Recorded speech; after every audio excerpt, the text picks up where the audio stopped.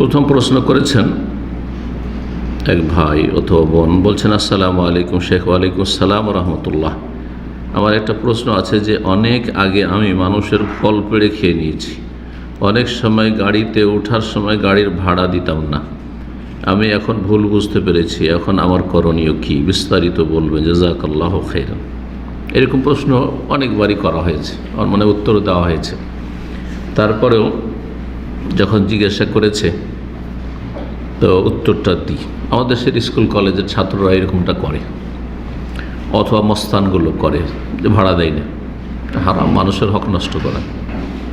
সরকারের হলেও মানুষের হক, আর পাবলিক বাস হলেও মানুষের হক। তো আল্লাহর হক আল্লাহ মাফ করে দিতে পারে, কিন্তু মানুষের হক অতক্ষণ মাফ হবে না যতক্ষণ পর্যন্ত মানুষ ক্ষমা না করবে। তো বাস মালিক যদি মাফ না করে তো মাফ হবে না। কঠিন বিষয়গুলো। কিন্তু এইরকমই কারো গাছ থেকে ফল চুরি করে পেড়ে খেয়ে নেওয়া, লুকিয়ে রাতের অন্ধকারে অথবা চোখের অগোচরে পেড়ে খেয়ে নেওয়া, এসব বদস্বভাব অনেকের আছে।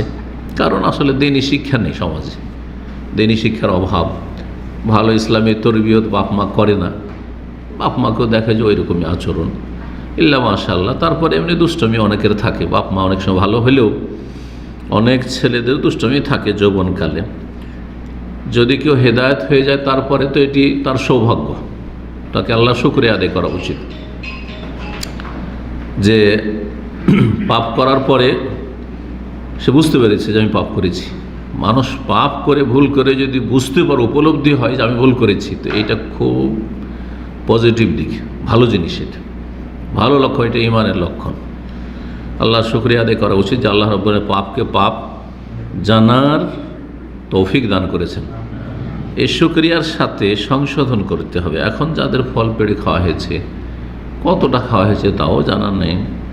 আর যদি বস্তা ভরে না নিয়ে আসে, বেশি পরিমাণ না নিয়ে আসে, দুটো একটা করে পেড়ে খায় কেউ কোনো বাগানে গিয়ে ফল টল খাওয়ার ক্ষেত্রে, তো এই ক্ষেত্রে শরীয়তে ছাড় আছে।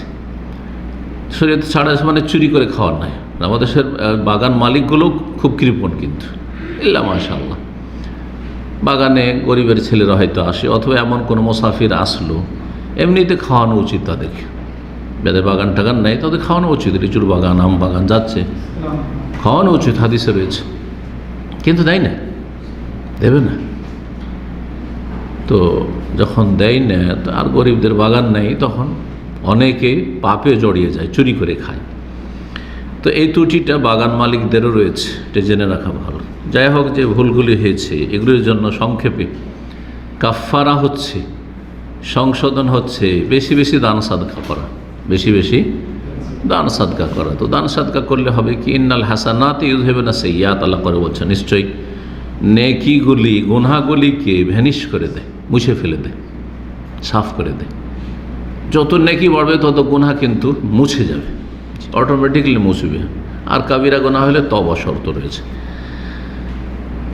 দান করবে, দান করার ক্ষেত্রে নিয়ত করবে যে আমি নিজের পক্ষ থেকে করছি, এবং যেসব ভাইদের, যেসব বাগান মালিকদের অথবা গাড়ির ভাড়া মেরেছি আমি দিইনি গাড়ির মালিকদের, তাদের পক্ষ থেকে দান করছি, আল্লাহ তাদেরকে নেকি পৌঁছাকে।